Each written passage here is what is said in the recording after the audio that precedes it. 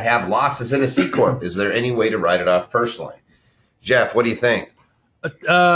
Basically, no. The losses in a C Corp belong to the C Corp.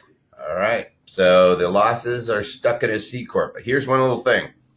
If you made a 1244 election on your C Corp, and that is an election to treat it as a small business company, you can write off up to $50,000 of corporate losses on your personal return when you dissolve the corporation. That's a pretty big one.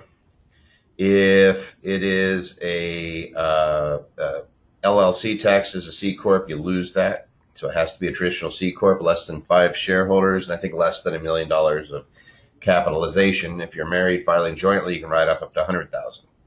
And you have to be an original shareholder. You have to be an original shareholder. Well, original issue.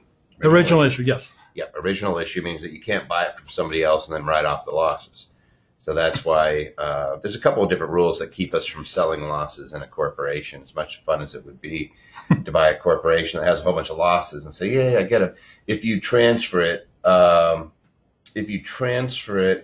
more than 50%, I believe you're not able to take the losses don't carry forward to the new owners. You actually lose them, if I'm not mistaken. So that's number one. So yeah, so C Corp is its own tax.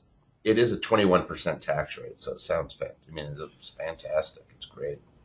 But if you lose your investment in a C corporation or any other type of entity, you can write that off as a capital loss. But, Yeah. but you're going to be writing it off for a lot of years, most likely. You're going to be limited to what? $3,000 a year. Yeah, $3,000 for a capital loss.